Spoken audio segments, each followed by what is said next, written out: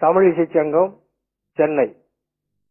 சென்னை தமிழிசை சங்கத்தின் ஆதரவில் நடைபெறும் இசை பேரறிஞர் தருமபுரம் பா. சாமிநாதன் அவர்கள் பங்கேற்கும் திருமுறை தொடர் நிகழ்ச்சிக்கு அன்புடன் வருகை தந்துள்ள பெருமக்கள் அனைவருக்கும் சங்கத்தின் சார்பில் எங்கள் மனம் உகந்த நன்றியையும் வணக்கத்தையும் தெரிவித்துக் கொள்கிறோம்.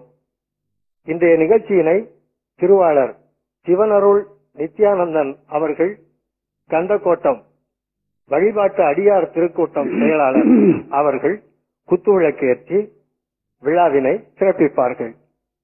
இதோ நிகழ்ச்சி தொடங்குகிறது.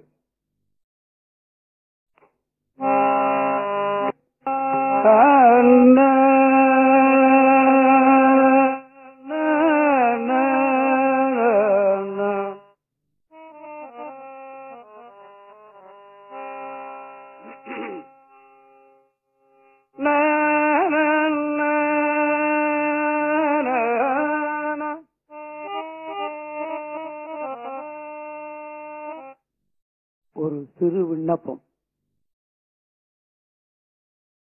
நமது நாட்டிலே ஒரு பகுதி ஆண்டவனுடைய கடுமையான சோதனைக்கு உள்ளாகி இருக்கிறதை நீங்கள் எல்லோரும் அறிவீர்கள். எந்த நாட்டிலேயும் இந்த மாதிரி ஒரு துன்பம் வர வேண்டாம் என்று நாம் இப்போது எல்லோருமாக சேர்ந்து பஞ்சாட்சரம் சொல்லி ஆண்டவனை வேண்டிக் கொள்வோம். ஓம் நம சிவாய சிவாய நம ஓம். ஓம் நம சிவாய சிவாய நம ஓம்.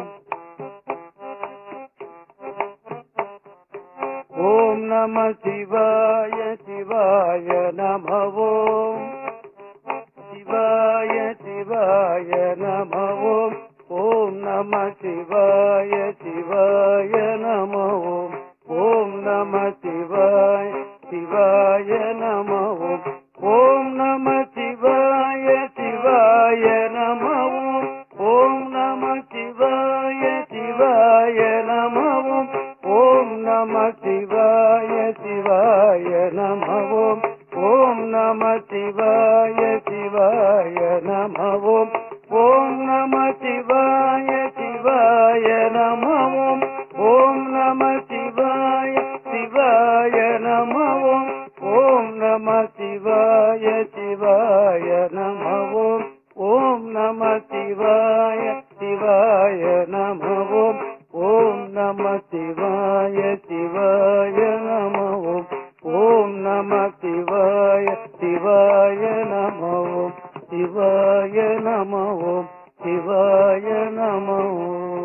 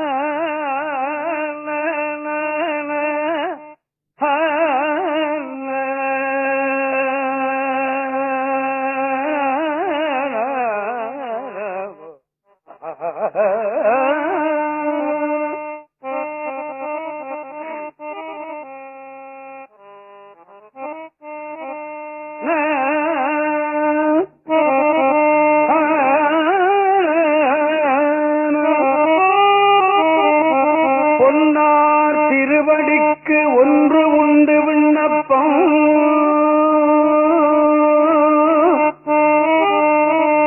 பொன்னார் திருவடிக்கு ஒன்று உண்டு விண்ணப்பம்.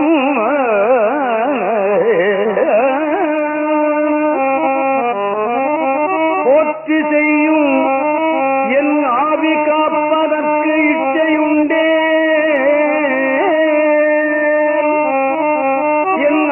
காப்பதற்கு இச்சையுண்டேன் பொன் பொன்னார் திருவடிக்கு ஒன்று உண்டு விண்ணப்பம் போற்றி செய்யும் என் ஆவி காப்பதற்கு இச்சையுண்டே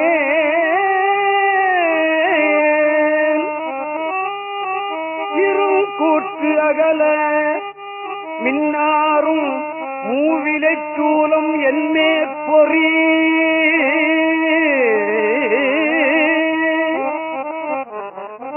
போற்றி செய்யும் என் நாவி காப்பதற்கு இச்சையுண்டே மின்னாரும் மூவிலை சூலம் என்மேற்பொறி மேவு கொண்டல் துன்னார் கடந்தையுள் தூங்கானை மாடச் சுடற்கொழுந்தே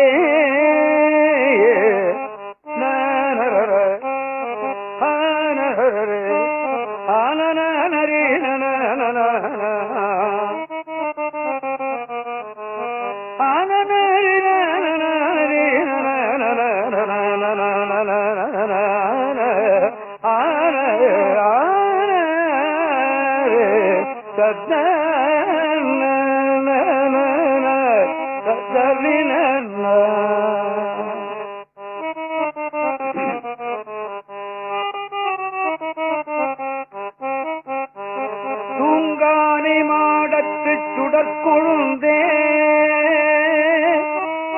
தூங்கானை மாடச் சுடற்கொழுந்தே பொன்னார் திருவடிக்கு ஒன்று உண்டு விண்ணப்பம் போற்றி செய்யும் என் ஆவி காப்பதற்கு இச்சையுண்டேன் இருங்கூற்று அகல பின்னாரும் மூவிலைச் சூலம் என் மேற்பொறி மேவு கொண்டல் துன்னார் கடந்தையுள் தூங்கானை மாட சுடற்கொழுந்தே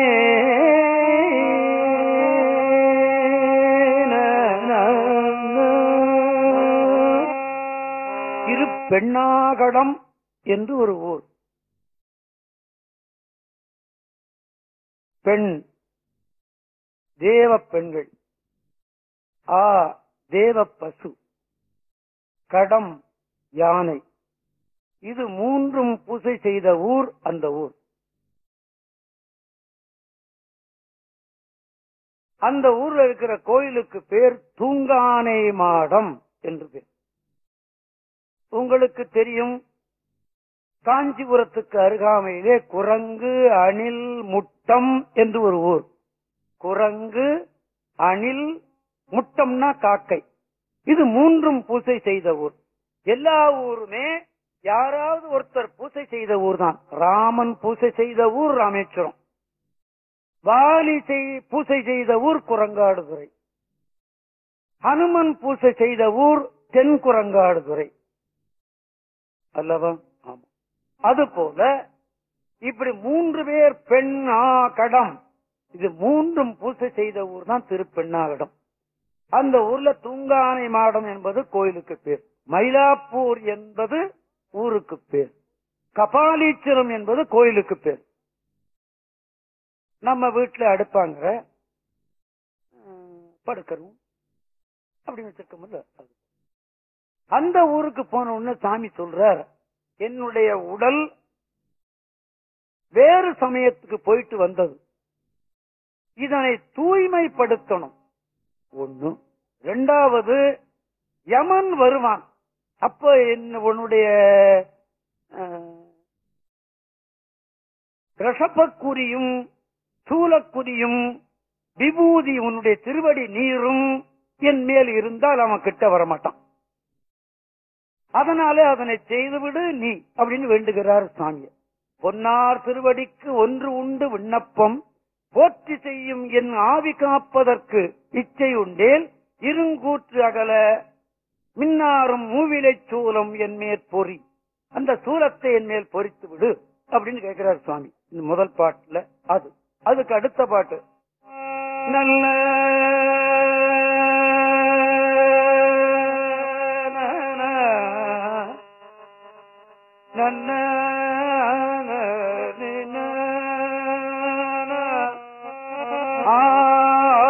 சிறு தொண்டன் என் நினைந்தான் என்று அரும்பிடி நோய் காண காவாது ஒளியில் கலக்கும் உன்மேற்படி காதல் செய்வார் தேவா திருவடி நீர் என்னை பூசு திருவடி நீர் என்னை பூசு செந்தாமரையின் பூவார் கடந்தையுள் தூங்கானே மாடத்து எம் புண்ணியனே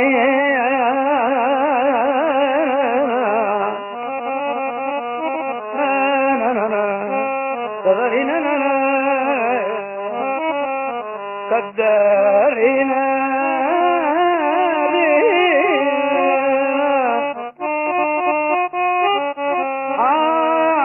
திரு தொண்டல் என் நினைந்தான் என்று அரும் பிணி நோய் காவாது ஒளியில் கலக்கும் மேற்படி காதல் செய்வார் தேவா திருவடி நின்று என்னை பூசு செந்தாமரையின் பூவார் கடந்தையுள் தூங்கானே மாடத்து எம் புண்ணியனே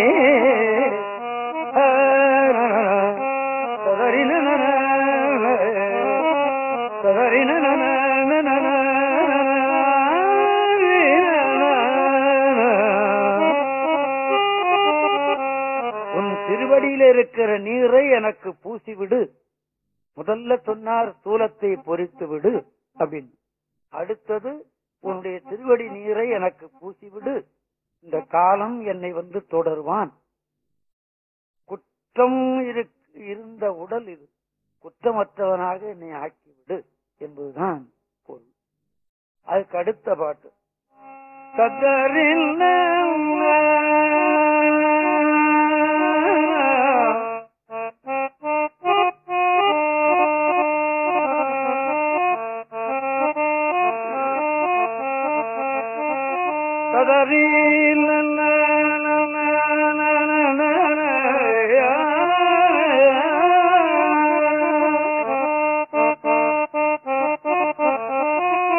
கடவும் திகிரி கடவாது ஒழிய கையிலையுற்றான் படவும் திருவிரல் ஒன்று வைத்தான்.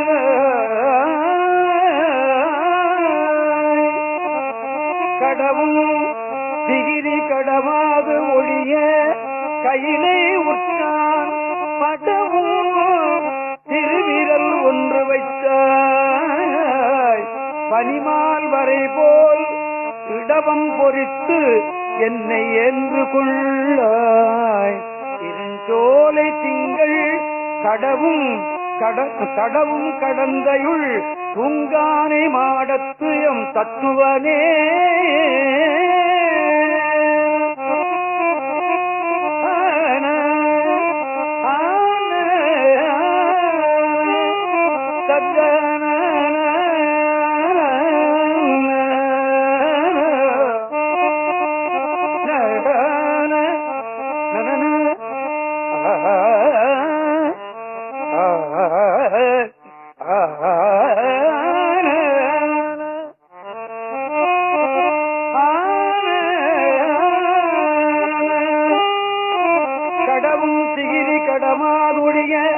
கையிலையுற்றான் படவும் திருவிரல் ஒன்று வைத்தாய். பனிமால் வரை போல் இடமும் பொறித்து என்னை என்று கொள்ளாய். இருஞ்சோலை திங்கள் கடவும் கடந்தையுள் தூங்கானே மாடத்து எம் தத்துவனே.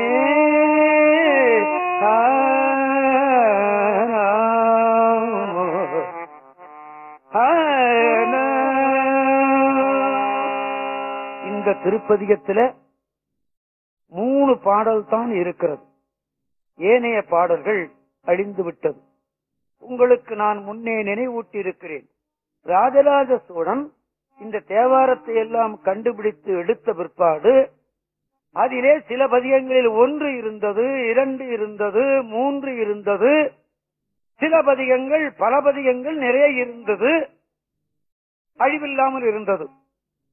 சில பதிகங்கள்ல அப்படி அழிவு இருந்தது. நடராஜா அப்படின்னு கத்தினான். ஏனைய பாடல்கள் போய்விட்டதேன்னு கத்தனான். 16,000 பதிகம் பாடினார் என்று தம்பியாண்டார் நம்பி சொல்லுவார் திருஞான சம்பந்தர். இன்னைக்கு எவ்வளவு இருக்கிறது? 400 சில்லற பதியம்தான் இருக்கிறது. 16,000 எங்கே இருக்கிறது? 400 எங்கே இருக்கிறது? நம்ம பர்சுல ஒரு 1000 ரூபாய் பணம் வச்சிருக்கோம். 2 ரூபாய் கீழே விழுந்தா நமக்கு மனசு தாங்க முடியாது. 2 ரூபாய எங்கேயோ போட்டேன், 2 ரூபாய எங்கேயோ போட்டேன். இது எல்லாரும் சொல்றதுதான். எவ்வளவு பணம் இருந்தாலும் சொல்லுவாங்க இல்லையா? ஆமா. ஆக என்ன அர்த்தம்? இந்த 2 ரூபாய் போனது பெருசா நினைக்கிறாங்களே தவிர இந்த 1000 ரூபாய் பக்கத்துல இருந்த நினைக்கல. அது போலத்தான் ராஜராஜ சோழன் ஐயோ கடவுளேன்னு கத்தனான். நல்ல வேலையா போச்சு. நடராஜ பெருமான் சொன்னா, ஹே ராஜனே, உனக்கு தேவையானது மாத்திரம் வைத்துவிட்டு ஏனையவற்றை நாமே அழிக்க செய்தோம் அப்படின்னு சொல்லிட்டான். அன்னைக்கு பேசி இருக்கிறான் பாருங்க ராஜராஜ சோழனோட அந்த நடராஜ பெருமான். இன்னைக்கு யார்த்தையாவது பேசுறானா அப்படின்னு சொல்லி பார்த்தா நம்மளை கண்டா ஓடுறான்னு கூட சொல்ல வேண்டிய வருது இல்லையா? ஆமா. ஆக இந்த பதியத்திலே 3 பாடல் தான் நமக்கு கிடைத்திருக்கிறது. அது நடராஜ பெருமானுடைய பிரசாதம் என்று நாம எண்ணி விடுவோம். இதில் அவர் சொல்லுகிற கருத்து, யமன் வருவான், நான் என்ன செய்வேன், அதற்கு உன்னுடைய சூலத்தை பொறித்து விடு சொன்ன உடனே ஒரு பூதம் வந்தது, சிவன் அருள்னால வந்தது. திருநாவுக்கரசனுடைய தோளிலே இடமமும் சூலமும் பொறித்தது என்று வரலாறு, சேக்கிழார் பெருமானுடைய வரலாறு சொல்லுகிறார். சேக்கிழார் பெருமான் சொல்லித்தான் நமக்கு தெரியும். இந்த வரலாறெல்லாம் நமக்கு கிடைக்கிறது எப்படி? தெய்வ சேக்கிழார் பெருமான் தான் சொன்னார். ஆமா, இந்த மூவருக்குத்தான் அவர் சொன்னார். திருஞான சம்பந்தருக்கு சொன்னார், திருநாவுக்கரசருக்கு சொன்னார், சுந்தரருக்கு சொன்னார், மாணிக்க வாசகருக்கு சொல்ல பெறவில்லை. அதனாலே தான் மாணிக்க வாசகர் பாடிய திருவாசகம் அனைத்தும் எந்தெந்த சமயத்துல பாடப்பெற்றது நமக்கு கிடைக்காமலே போயிடுது. இதுல இருந்து நமக்கு தெரிகிறது அல்லவா? அப்ப தெய்வ சேக்கிழார் பெருமான் தான் இந்த புண்ணியத்தை செய்திருக்கிறார் எப்படி நாம எண்ணிக்கொள்ளணும் அல்லவா? ஆமா. ஆக இன்னொன்னு அவர் கேட்கிறார், இருங்கூற்று அகல மின்னாரும் மூவிலை சூலம் என் மேற்பொறி அப்படின்னு. அப்ப அந்த சூலப்பொறி இருந்ததுன்னா அப்ப யமன் வரமாட்டான் அப்படின்னு. இப்ப நமக்கு சூலப்பொறி கிடைக்குமா? கிடைக்காது. பின்ன எது? திருநீறு ருத்ராட்சம். திருநீறும் ருத்ராட்சமும் ஆண் பெண் யாருமே அணியலாம். ஆண்கள் மாத்திரம்தான் அப்படின்னு அர்த்தம் இல்லை, பெண்களும் அணியலாம். பெண்கள் அணியறதும் உண்டு. ஆக இந்த யமன் வருவானேன்னு தான் எல்லாருமே பயப்பட்டாங்க. சுந்தரர் சொல்கிறார் ஒரு பதிகத்திலே, என்னைக்கோ ஒரு நாளைக்கு நீ மார்க்கண்டேயனுக்காக யமனை உதைத்தாய் அல்லவா, எனக்கும் அந்த மாதிரி செய்துவிட. ஆமா, போன வாரம் அந்த பாட்டை நான் பாடி காட்டினேன்னு நினைக்கிறேன். மீண்டும் நினைப்பூட்டுறேன்.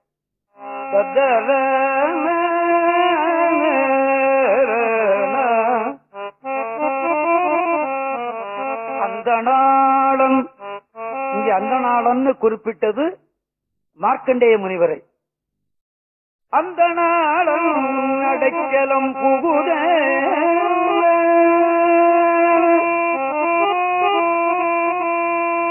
அவனை காப்பது காரணமாக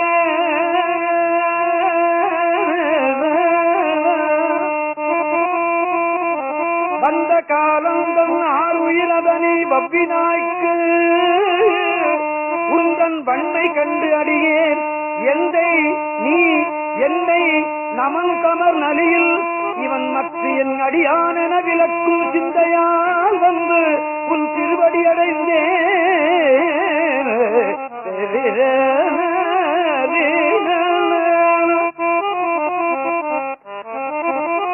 அன்னைக்கு நீ அதை செய்தாய் அல்லவா, ஒரு அடியார் பொருட்டு செய்தாய் அல்லவா, நானும் சிவனடியார் தானே, எனக்கு அப்படி செய்து விடு, அதனால்தான் உன்னுடைய திருவடியை சேர்ந்தேன் என்று சொல்லுவார் சுந்தரமூர்த்தி சுவாமிகள். இதத்தான் நாம வேண்டணும் இல்லையா? ஆமா. இதுக்காக நம்ம திருக்கடையூர் போக வேண்டாம், இங்கிருந்தே வேண்டலாம். சுவாமி என்னை காப்பாற்றி விடு. வேதனையில பெரிய வேதனை மரண வேதனை தான். அதனால்தான் இந்த தாய்மார்கள் என்ன சொல்லுவாங்க தெரியுமா, இந்த குழந்தைகள் நகி நகி நகி நகின்னு பிடுங்கி எடுக்கும் தாய. யமனா வந்து என் பிராணம் எடுக்குன்னு சொல்லு. தலைவலியா வந்து என் பிராணம் எடுக்குது, வயிற்று வலியா வந்து எடுக்குதுன்னு சொல்லி பாருங்க. அடுத்த வீட்டுக்காரன் துன்பப்படுத்துற மாதிரி சொல்ல யமன் என்றுதான் சொன்னாங்க அல்லவா? ஆமா, அந்த வேதனை தாங்க முடியாத ஒரு வேதனை. அதனாலதான் சுந்தரமூர்த்தி சுவாமியிலே பயப்படுறாரு. அப்படி பயப்பட்டவர் கேட்டதுனாலதான் யமன் கிட்ட அவர் போகக்கூடிய வாய்ப்பு இல்லாமல் இந்த உடலோடு கைலாயம் சென்றார் என்று வரலாறு. இப்ப நாமளும் அந்த மாதிரி கேட்டோம்னா இந்த உடலோடு யமன் நம்ம வந்து பிடிக்காம போய் சேரலாம். கேட்டு வைப்போமே, இது கேட்கறது கூடவா நமக்கு முடியாது? ஆமா, எந்தை நீ என்னை நமன் தமர் நலியில் நமன் யமன் நமன் தமர் நலியில் இவன் மற்ற என் அடியான நவிலக்கும் சிந்தையால் வந்து உன் திருவடி அடைந்தேன் திருவடி அடைந்தேன் செழும்பொழு திருப்பங்கூருளானே.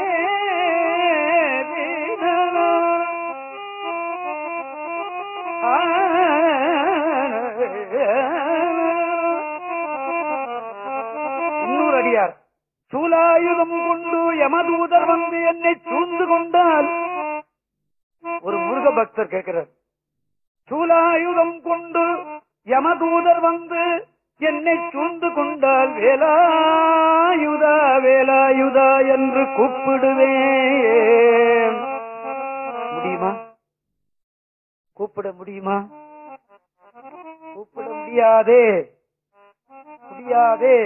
எப்படி கூப்பிடுமா? இல்லையா? சளி வந்து கண்ணை அடைச்சுக்கும், மூக்கு அடைச்சுக்கும், காதை அடைச்சுக்கும், தொண்டையை அடைச்சுக்கும், பேச முடியாது, கண் பார்க்க முடியாது, மூச்சு விட முடியாது, வாய் பேச முடியாது. எப்படி கூப்பிடுமா? சொல்றாரு, நான் கூப்பிடுவேன்னு சொல்றாரு. என்ன அவ்வளவு தைரியம்? சூலாயுதம் கொண்டு யமதூதர் வந்து என்னை சூழ்ந்து கொண்டார்.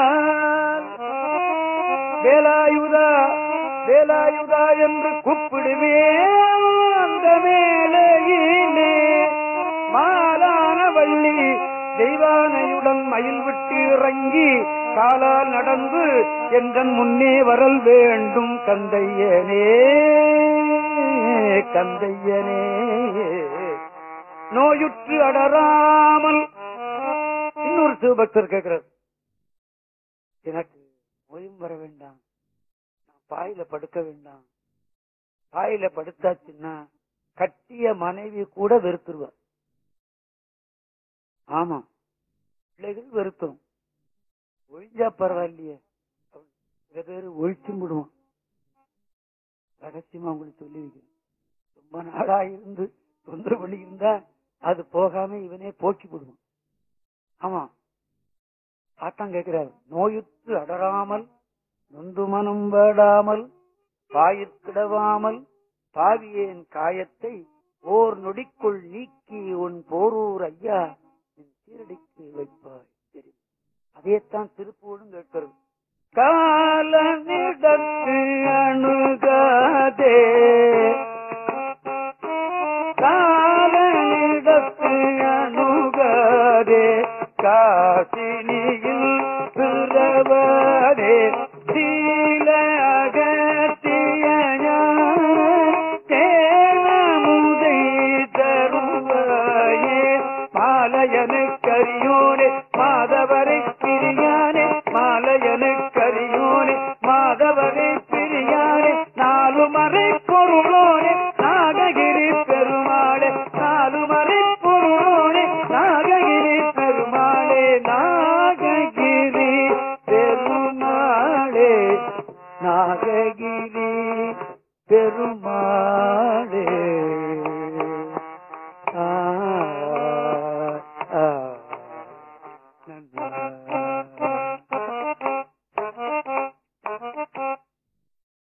இப்படி அந்த பொன்னார் திருவடிக்கு ஒன்று உண்டு விண்ணப்பம் என்ற திருப்பதிகத்தை பாடினவுடனே ஒரு பூதத்தை அனுப்பி இவன் திருநாவுக்கரசருடைய தோளில் சூலப்பொறியும் இடவக்குறியும் பொறித்து வைத்தான் என்று வரலாறு இருக்கிறது.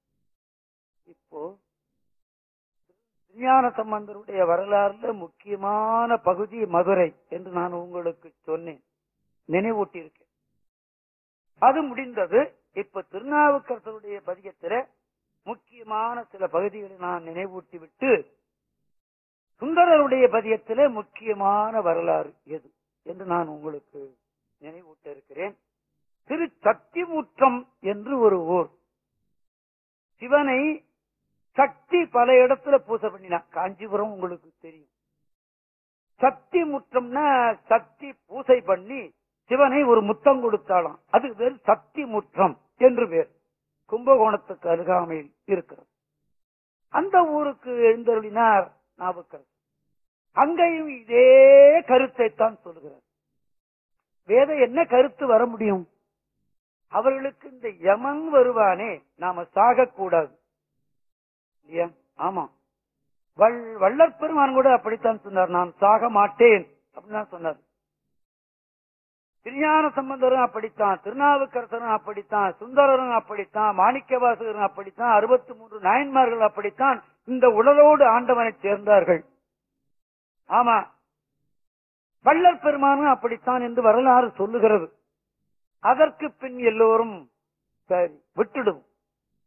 ஆக அந்த சக்தி முற்றத்திற்கு போகிறார் நாவுக்கரசர். அங்கேயும் இதே கருத்தை தான் கேட்கிறார்.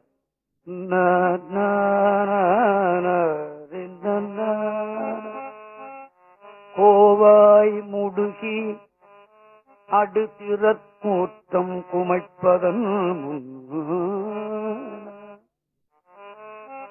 கோவாய் முடுகி அடுத்திறக்கூட்டம் குமைப்பதன்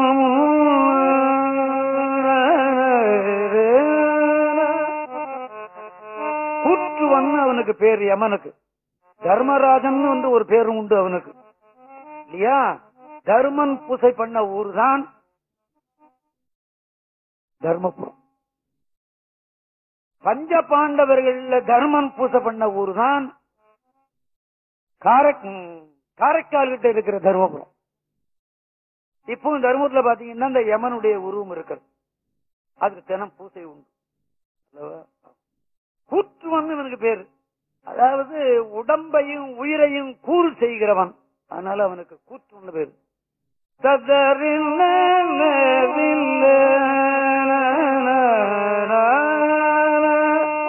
கோவாய் முடுகி அடுத்திறற் கூட்டம் குமைப்பதன் முன் அவன் வந்து இந்த உயிரை பிரிச்சு விட்டான்னா இதுக்கு அப்புறம் மறுபடியும் பேர் கிடையாது. அதுக்கு 3 எழுத்து பேர் தான். என்ன? சவம், கட்டை, பிணம் அப்படின்னு தான் பேரு. அப்ப போய் தர்மபுரம் சாமினான்னு பேர் சொல்லுவாங்களோ? சொல்ல மாட்டான். என்னங்க பணத்தை எடுத்தாச்சா அப்படின்னு நான் கேட்பான். 3 எழுத்து பேர் தான். அப்போ அதற்குள்ள நீ வந்து உன்னுடைய திருவடியை எனக்கு சூட்டி விடு அப்படின்னு கேட்கிறார் அவர். கோவாய் முடுகி அடுத்திறற் கூட்டம் குமைப்பதன் பூவா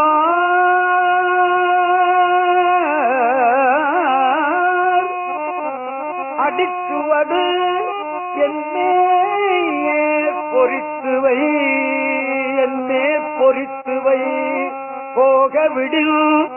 அப்படி நீ திருவடியை சூட்டாமல் என்ன போக விட்டால் உனக்கு பழி வந்து சேரும் அப்படின்னு ஒரு பயமுறுத்துறார் அவர். போக விடும் மூவா முழுப்பழி மூடும் கண்டாய். அந்த பழி உனக்கு எப்போதும் போய் தீராது தெரியுமா? ஆமா அப்படின்னு சொல்றார். மூவா முழுப்பழி மூடும் கண்டாய் முழங்கும் தடற்கை தேவா திருச்சத்தி முற்றத்து உறையும் சிவக்கொழுந்தே.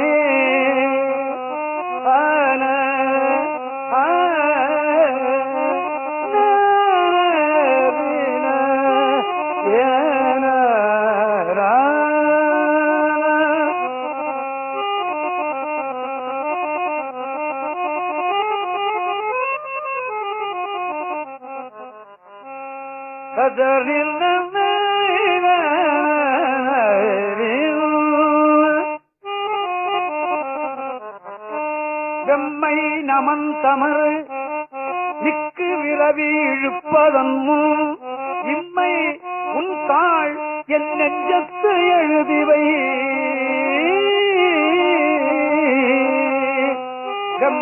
நமன் தமறு. அந்த சூடு தாங்க முடியாது நம்மளால, அவ்வளவு வெப்பம் இல்லையா? ஆமா.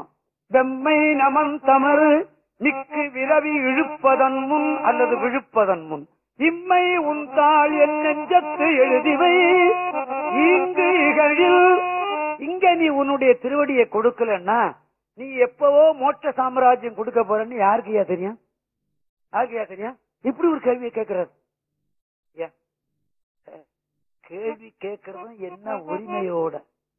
இப்ப நம்ம மனைவி கிட்ட கொஞ்சம் குழம்பு ஊத்து அப்படின்னு சொல்றது மாதிரி ஹோட்டல்ல சொல்ல முடியாது. யோ என்ன அதிகாரம் பண்ற, குழம்பு போடுங்க குழம்பு ஊத்துறான்னு சொல்லுங்க அப்படி கேட்டு விடுவோம். மனைவி கிட்ட அப்படி முடியாது இல்லையா? அவ எப்படி சொன்னாலும் அவன் ஊத்திட்டு அந்த உரிமை கிடைக்குமா? அந்த உரிமையை தான் இவர் கேட்கிறாரு இல்லையா? இந்த ஆண்டான் அடிமைங்கிற உரிமை. வெம்மை நமன் தமறு மிக்கு விரவி விழுப்பதன் முன் இம்மை உன் தாள் என் நெஞ்சத்து எழுதிவை என் நெஞ்சத்து எழுதிவை இங்கு இகழில் அம்மை அடியேற்கு அருளுதி என்பது இங்கு ஆரறிவார். செம்மை தரும் சக்தி முற்றத்து உறையும் சிவக்கொழுந்தே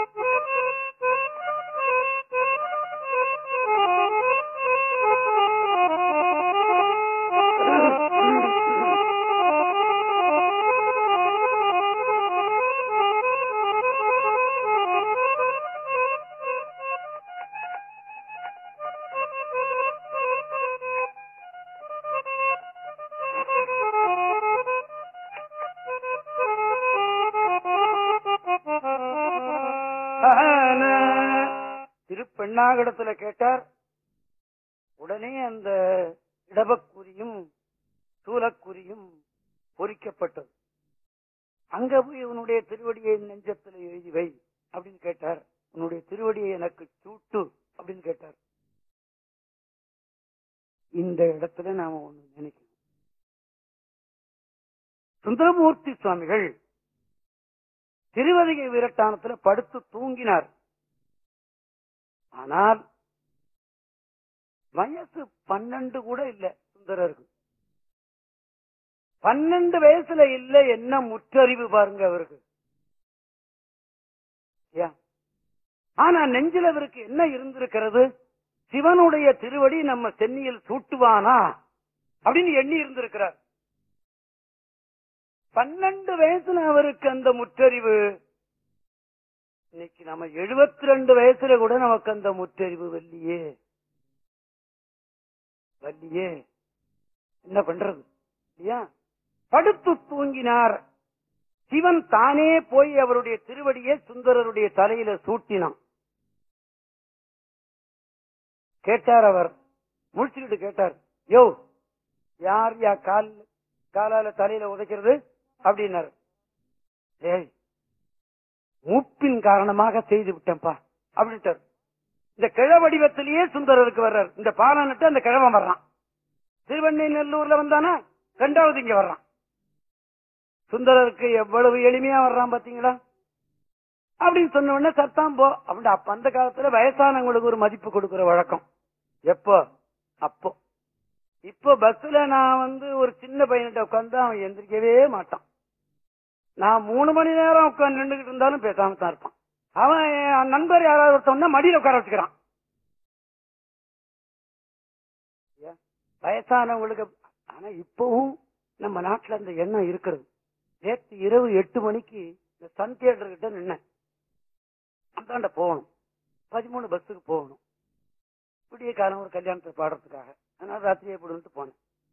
பஸ் டிராபிக் அங்க இந்த தடுப்பு கிடுப்பு ஒண்ணும் இல்ல. அந்தாண்ட பாதி தூரம் போயிட்டோம்னா அந்தாண்ட ஒரு பாதி தூரம் போறது அப்புறம் இல்ல.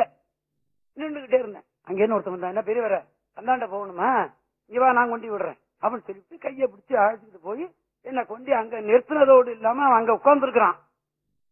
ராத்திரி 8 மணி அந்த பஸ் 13 வருது, ஓ பெரியவரே 13 வருது 13 வருதுன்னு கத்துறான். இப்பவும் அப்படி மனிதர்கள் இருக்கிறான், இல்லாம இருக்கிறவனும் இருக்கிறான். அதனால்தான் கொஞ்சம் நெஞ்சம் மழையாவது பெஞ்சுக்கிட்டு இல்லையா? ஆமா. ஆக சுந்தரர் கேட்கிறார், என்னையா அப்படின்னு.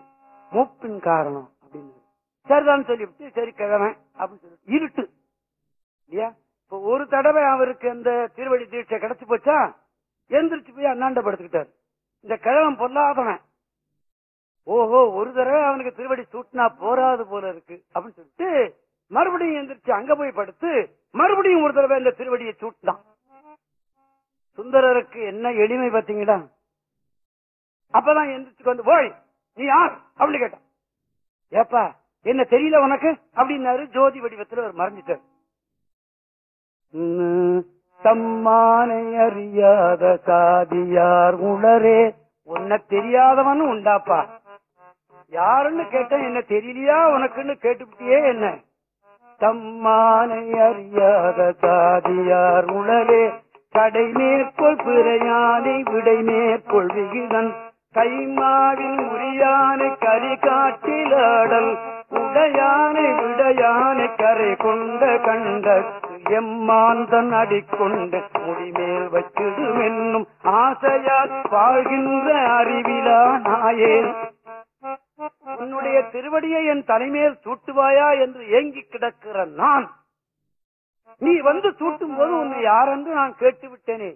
நாய் நான், நாயா இருந்தால் நன்றியோட இருந்திருக்கும். அறிவில்லா நாய் நான். என்னைக்காவது இந்த தர்மபுரம் நாய் சொல்லுச்சுன்னு நான் சொல்லியிருப்பேனா? சொல்லியிருக்க மாட்டேன். சொல்லி இருந்தேன்னா நானும் சுந்தரரும் ஒன்னா ஆயிருப்பேன். நான் என்ன, நீங்க கூட சொல்லியிருக்க மாட்டீங்க. நீங்களே ஒரு ரிப்ளை கார்டு எழுதும் போது உயர் திரு சுவாமிநாதன் தான் எழுதி கொடுவீங்க இல்லையா? ஆமா இல்லையா? ஆமா. எம்மாந்தன் அடிக்கொண்ட முடிமேல் வச்சிடும் என்னும் ஆசையால் வாழ்கின்ற அறிவிலா நாயேன், எம்மானை கடில மட வீரட்டானத்து உறைவானே இறை போதும் இகழ்வன் போல் யானே, இகழ்வன் போல் யானே, இகழ்வன் போல் யானே. சுந்தரரை எப்பவோ சொல்றேன்னு உங்களுக்கு சொல்லிவிட்டு இது வந்துருச்சு இல்லையா? ஆமா.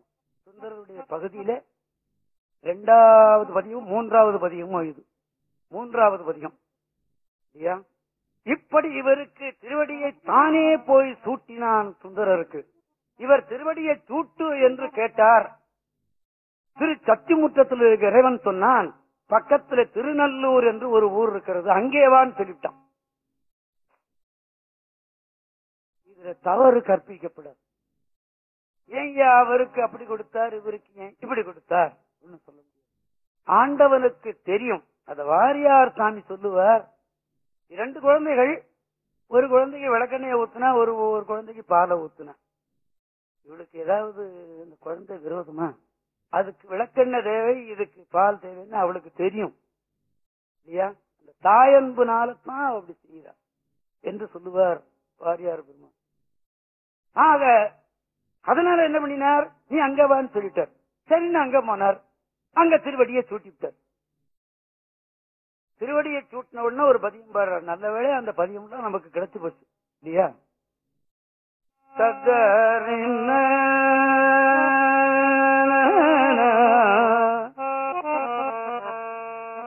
நாவுக்கரசருக்கு தாண்டக வேந்தர் என்று ஒரு பேர் உண்டு.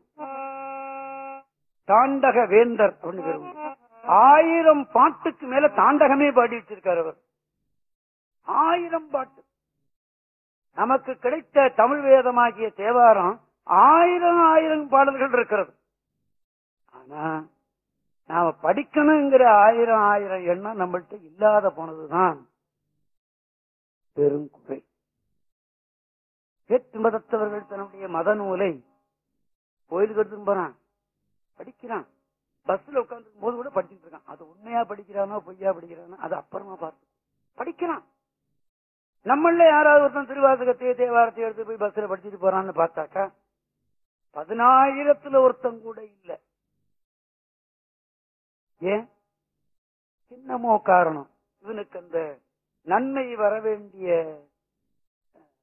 நேரம் வரல அப்படின்னா நம்ம சொல்லி வருத்தப்படும் இல்லையா? ஆமா, நிச்சயமாக என்று சொல்லி விடுவோம். ஆக அந்த ஆயிரக்கணக்கான தாண்டகம் பாடி வச்சிருக்கிறார். இந்த திருவடியை சூட்டினோம்னா ஒரு திருத்தாண்டம் பாடுறார். நினைந்து உருகும் அடியாரை நைய வைத்தார்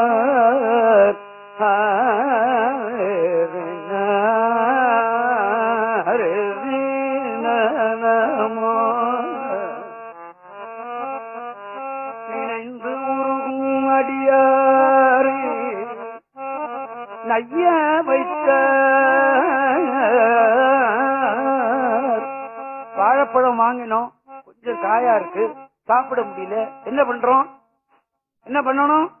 ஒரு நாளைக்கு வச்சுதான் மறுபடியும் நெய்ந்து போயிடும். அதனாலதான் இந்த நெய்ய வைக்கிறதுக்கு நேரம் பார்த்துதான் நீ அந்த ஊருக்கு வான்னு சொல்லிட்ட, இன்னும் கொஞ்சம் நெய்யட்டும்னு.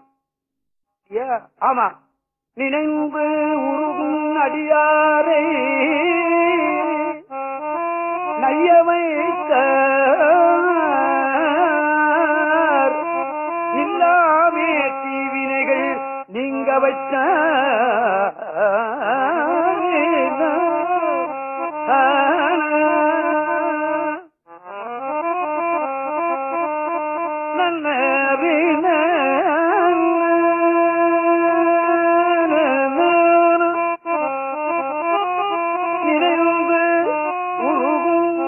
அடியாரை நையமைத்த இல்லாமே தீவினைகள் நீங்க வைத்த சினந்திருகு கடித்துரிவை போர்வை வைத்த செழுமதையில் தளிர் வைத்த சிறந்து வானோரினம் துருவி மணிமகுடத்து ஏறத்துற்ற இனமலர்கள் போதவிந்து மதுவாய்த்துகி நனைந்தனைய திருவடி என் தலைமேல் வைத்தார். அதாவது அவனுடைய திருவடி தலைமையில வச்சபோது ஜில்லுன்னு இருந்துதான். அது ஏன் ஜில்லுன்னு இருந்தது? எப்படி ஜில்லுன்னு இருக்கும்? இருக்காது. ஏன் ஜில்லுன்னு இருந்துக்கிறது காரணம் சொல்ற. தேவர்கள்லாம் திருவடியில விழுந்து வணங்கினார்கள். அவர்கள் தலையில இருந்த மலர்கள்ல இருந்த தேன் சிவனுடைய திருவடியில விழுந்தது. அப்ப திருவடி இந்த தேன்னால நனைஞ்சு போச்சு.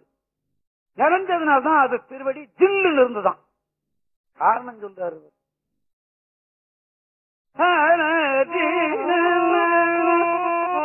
வானோர் இனம் துருவி மணிமகுடத்து ஏறத்துற்ற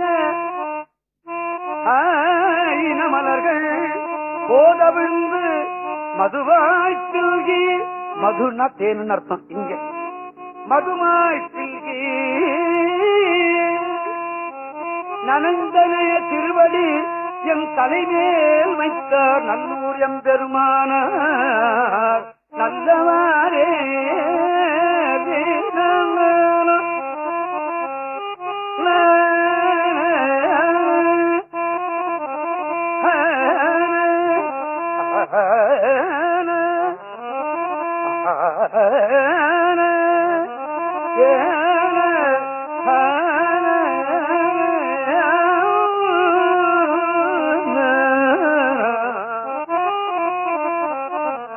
நன்னலத்த திருவடியன் தலைமேல் வைத்தார்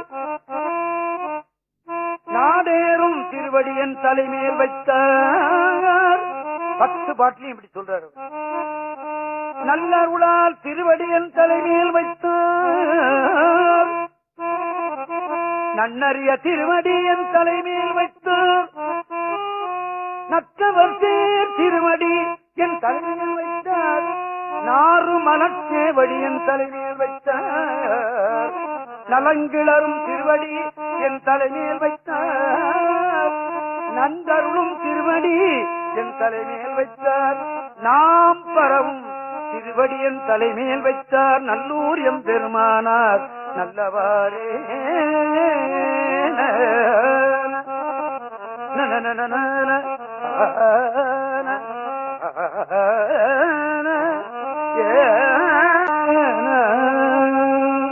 எட்டாகி விண்ணாகி நின்றாய் போற்றி, எட்டாகி விண்ணாகி நின்றாய் போற்றி, வீழாமே ஆடலை கொண்டாய் போற்றி, எட்டாகி விண்ணாகி நின்றாய் போற்றி, வீழாமே ஆடலை கொண்டாய் போற்றி, ஊற்றாகி உள்ளே ஒழித்தாய் போற்றி,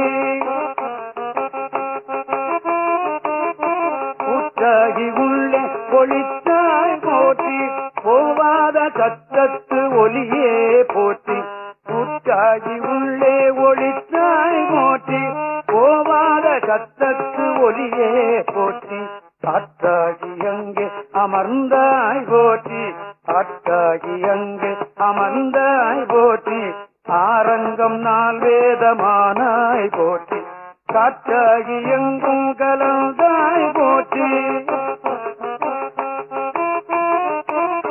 காற்றாகி எங்கும் கலந்தாய் போற்றி, கைலை மலையானே போற்றி போற்றி, கைலை மலையானே போற்றி போற்றி போற்றி போற்றி போற்றி போற்றி.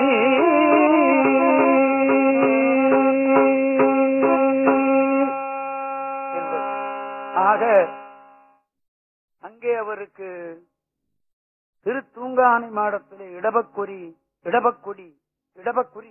பொறிக்கப்பட்டது, சூலக்குறி பொறிக்கப்பட்டது. திருநல்லூர்ல திருவடி சூட்டினார் என்பது நாம் நினைவில் கொள்ள வேண்டிய. அதற்கப்புறம் 4 திருப்பேரே பஞ்சாட்சரத்துக்கு சமானம் என்று சொல்வார்கள்.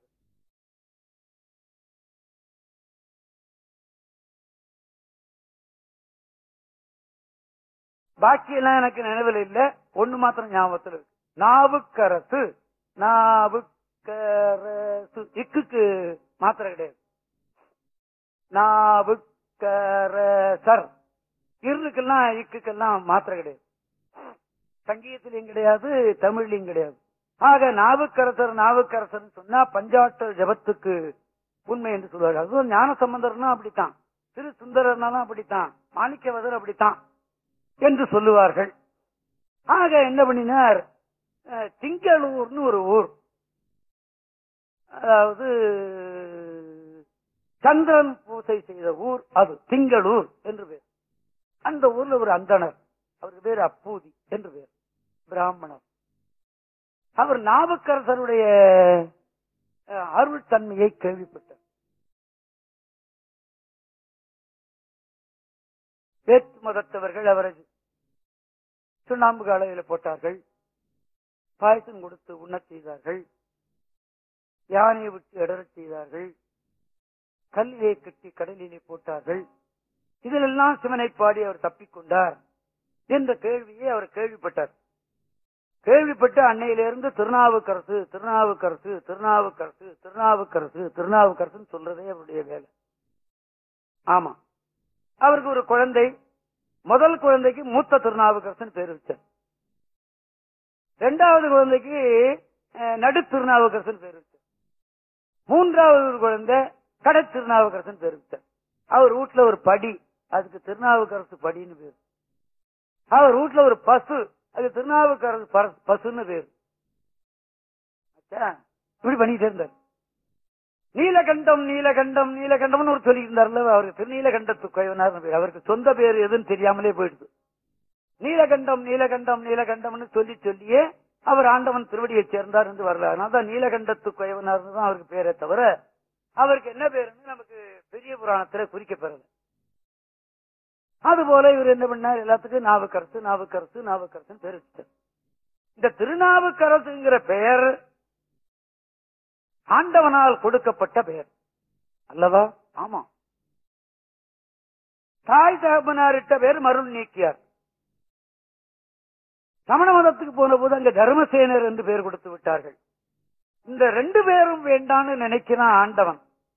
தாய் தந்தையிட்ட பேரும் வேண்டாம், தர்மசேனருங்கிற பேரும் வேண்டாம், நம்ம புதுசா ஒரு பேரை கொடுத்துருவோம்னு எண்ணினா சிவன்.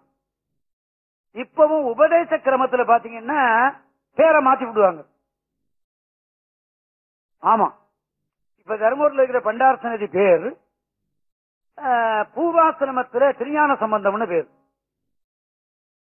இல்லையா? ஆமா, அவர் காய்வேட்டி கட்டிக்கிறதுக்கு அப்புறமா சோமசுந்தர தம்பரான்னு பேர் வச்சாங்க. சரிதானா? உனக்கு தெரியல? ஆமா. இப்போ அவர் இந்த தர்மபுரம் மடத்துக்கு ஹெட்டா வந்த போது சண்முகதேசன் பேர் வச்சாங்க. இந்த உபதேசத்துல அப்படி பேர் வைப்பாங்க. அதனால சுவாமி என்ன பண்ணினா, மருள் நீக்கியாரும் வேண்டாம், தர்மசேனரும் வேண்டாம், திருநாவுக்கரசு என்று நாமும் விளங்குக அப்படின்னு சொல்லிவிட்டான் சுவாமி. அன்னையில இருந்து அவருக்கு திருநாவுக்கரசு பேர். இந்த பேரைத்தான் அவர் சொல்லிக்கிட்டே இருந்தார் இந்த ஐயர். திருநாவுக்கரசு திருநாவுக்கரசு. பலரும் போகிற வழியில அந்த காலத்துல தண்ணீர் பந்தல் வைப்பாங்க, சுமை தாங்கி வைப்பாங்க. அந்த காலத்துல எல்லாம் பஸ் கிடையாது பாருங்க, வண்டி நட இதுதான். எல்லாரும் வண்டி வச்சுக்க முடியுமா? முடியாது. அதனால என்ன பண்ணுவான், காலையில மூட்டையை தூக்கிட்டு போவான். நெடுக தூக்கிட்டு போக முடியாத நிலையில என்ன பண்ணுவான், சுமை தாங்கின்னு ஒரு இடம் இருக்கும், அது மேல அப்படி வச்சு விடுவான். அது வைக்கிறதுக்கு இவருக்கு வேற ஒருத்தருக்கு இறக்கிறதுக்கு ஆளே தேவையில்லை, தானே தன் தலையில இருந்து அப்படி இறக்கி விடுவான். தூக்கும் போது வேற ஒருத்தனை கூப்பிட வேண்டாம். சில பேர் தூக்கி விட மாட்டான், இறக்கி விடுறதுக்குன்னா சந்தோஷப்படுவான். இப்ப தூக்கி வச்சா பாவம் வரும்னு சொல்லிட்டு அதை தூக்க மாட்டேன்னுடுவான். அதுக்காக என்ன பண்ணலாம், மேல இருந்தபடியே அவன் தலையில தூக்கிட்டு போயிடுவான். அதனாலதான் சத்திரம் கட்டுவான், தண்ணீர் பந்தல் வைப்பான், சுமை தாங்கி கட்டுவான். அப்படி எல்லாம் இப்ப சுமை தாங்கியும் கிடையாது, சத்திரமும் கிடையாது, தண்ணீர் பந்தலும். இவனே தண்ணிக்கு திண்டாடுறான். இவங்க தண்ணிக்கு போறான். சென்னையில இருக்கிறவங்கள பெரும்பகுதி குளிக்கிறாங்கல்ல, குடிக்கவே தகராறுல இருக்கு. என்ன பண்றது, சாமிக்கு நினைச்சாருன்னா கொடுத்துருவார். நான் தினந்தோறும் காலையில எழுந்த உடனே என்னுடைய கிணத்துல தண்ணி மொள்ளுவேன். 18 வருஷத்துக்கு முந்தி நான் அந்த வீடு வாங்கின போது அந்த கிணத்துல ஒரு சொட்டு தண்ணி கிடையாது. உண்மையை சொல்றேன். அந்த வீடு நம்ம குடி போகும்போது நம்ம சரி பண்ணணும் இல்லையா?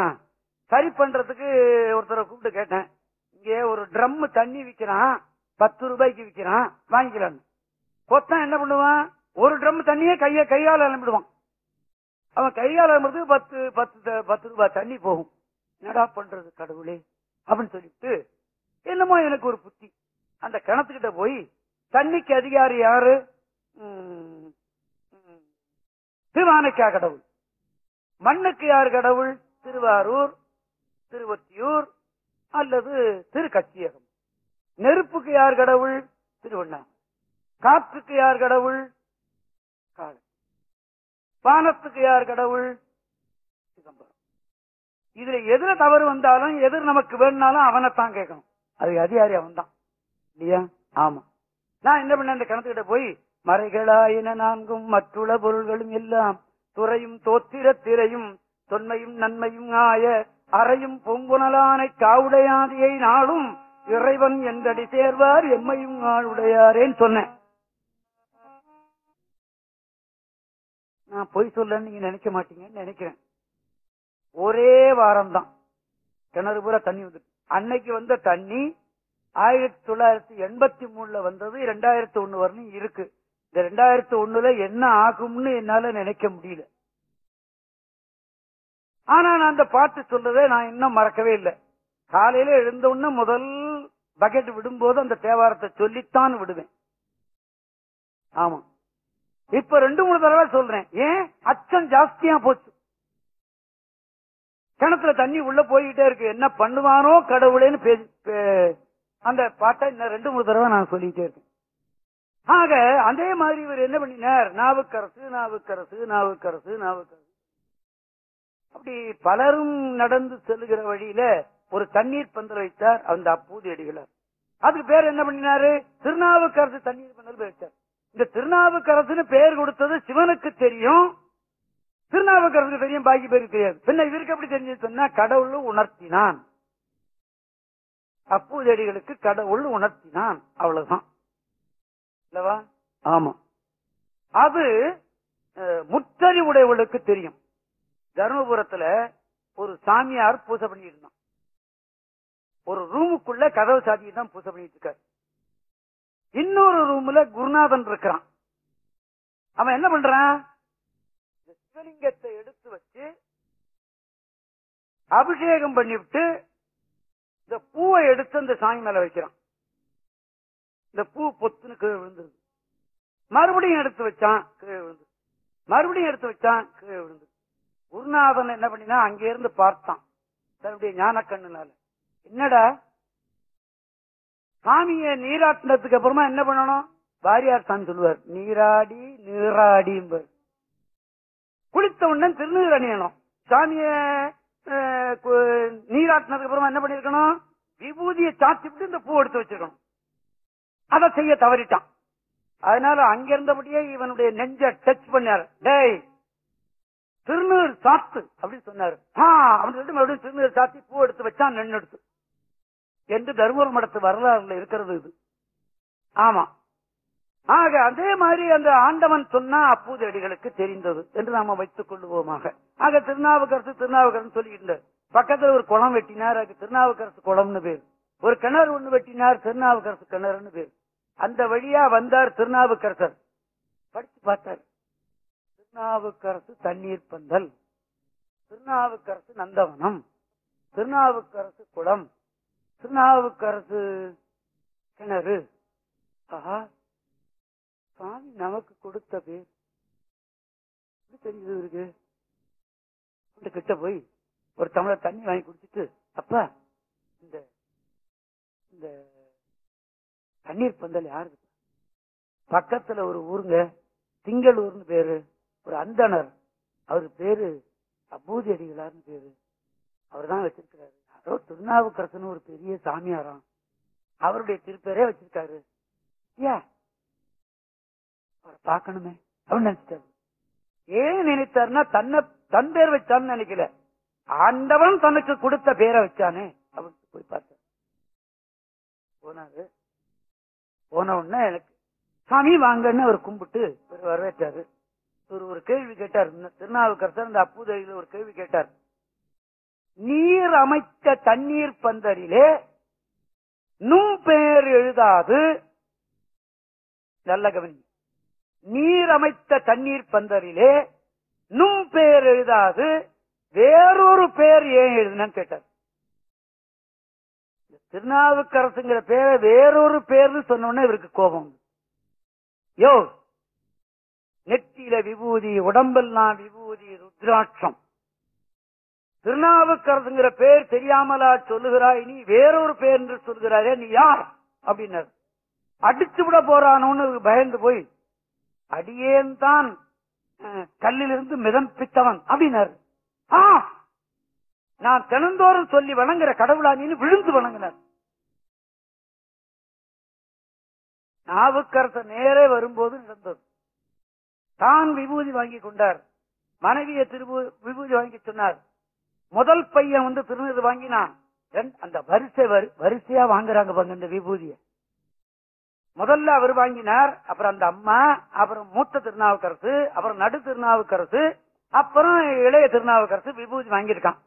சுவாமி, என் வீட்டுல இன்னைக்கு திருவமுது செய்யணும் அப்படின்னாரு அந்த ஐயா. சரின்னு சொல்லிட்டு சமையல்லாம் ஆயிடுத்து. இந்த மூத்த பையனை போய் வாழை குறுத்து அரிச்சிட்டு வா, அடியாருக்கு சாப்பிடுன்னு விட்டாங்க. அவன் போய் அறிய போனா இந்த வாழை மரத்துங்கட ஒரு பாம்பு இருந்து இவனை தீண்டி இறந்தான். இந்த வாழை குறுத்தை எடுத்துக்கிட்டு ஓட்டமா ஓடிட்டு இந்த விஷம் தலைக்கு ஏறதுக்கு முந்தி அம்மா கையில கொண்டு இந்த வாழை குறுத்தை கொடுத்துட்டு திடீர்னு கிழந்தான். அவங்க பார்த்தாங்க, ஓஹோ, இவனை பாம்பு கடித்து விட்டது அப்படின்னு சொல்லி அவனை அடியார் சாப்பிடாமல் போய் விடுவாரே அப்படின்னு அவனை ஒரு பாயில சுருட்டி ஒரு பக்கமா தூக்கி கொண்டு போட்டுவிட்டு சாமி சாப்பிடணும்.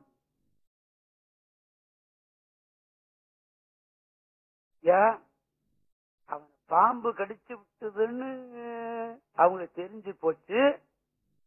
இந்த அடியார் வீட்டுக்கு வந்ததுனால்தான் என் புள்ள போயிட்டதுன்னு சொல்லி அவரை இந்த மொட்டை மண்டைய பிடிச்சு 4 அறை விட்டு அந்த ஊர் தாண்டி கொண்டு விட்டுடுவான். இப்ப இருக்கிறவன் நான் அப்படித்தான் செய்வேன், நீங்களும் அப்படித்தான் செய்வீங்க.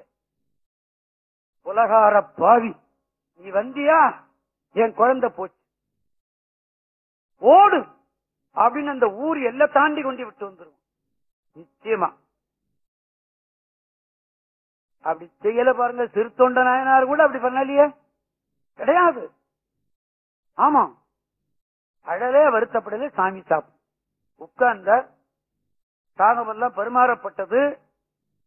அப்ப எல்லோரும் வணங்கி அந்த பெரிய புராணத்துல வர்ற பகுதியை பாருங்க. இப்படித்தான் அடியார்களுக்கு சோறு போடணுங்கிறத அவர் காட்டுறார். ஆமா, இலைய போட்டு அதுல பாருங்க, சேக்கிலார் சொல்றது, எந்த பக்கம் அறிந்தார்களோ அது வலப்பக்கம் இருக்கும். ஆக என்ன அர்த்தம், நுனி இந்த பக்கம் இருக்கணும் அர்த்தம். இப்ப நாம சென்னையில எல்லாம் எப்படி போடுறான், தலகீழ போடுவோம், இந்த பக்கம் நுனியை வச்சு இந்த பக்கம் அரைச்சு போடுவோம். சில பேர் இப்படி போட்டு சாப்பிடுவான், இப்படி போட்டு சாப்பிடுவான். ஏன்னா இடம் அடைச்சுக்குதான் இல்லையா. ஏன் இப்படி வச்சான் அப்படின்னு கேட்டீங்கன்னா அதுல ஒரு காரணம் இருக்கு. இந்த பக்கம் அகலம் ஜாஸ்தியா இருக்கும், இந்த பக்கம் அகலம் குறைச்சலா இருக்கும், இந்த பக்கம் சாதம் பிசையறதுக்கு விடுறதுக்கு எல்லாம் வசதியா இருக்கு, அதனாலதான் இந்த பக்கம் வைக்க சொல்லிருக்கான் அல்லவா. இதெல்லாம் பெரிய புராணத்துல வருது. ஆச்சரியம் பாருங்க. அதனாலதான் திருத்தொண்டர் புராணம்னு இருந்த பேரை படித்து பார்த்த பெருமக்கள் அதுக்கு பெரிய புராணம் என்று பேர் சூட்டினார்கள்.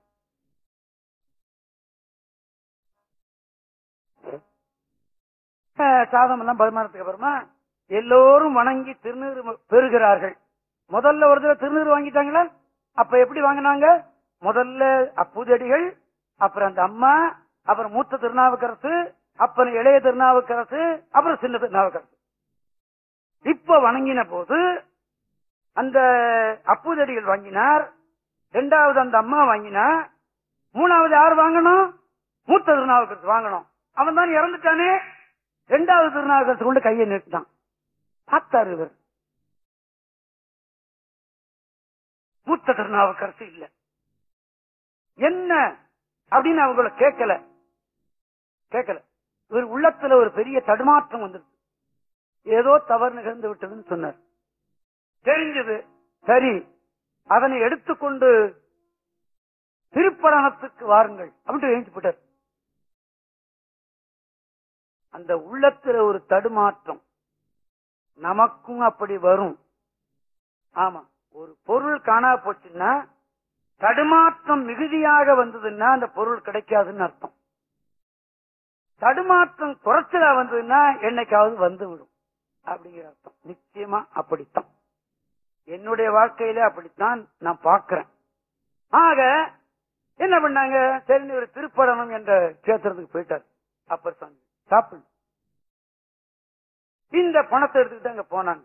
சன்னதியில் அதை போட்டு அற்புதமான திருப்பதியும் ஒண்ணு பாடினார். நன்ன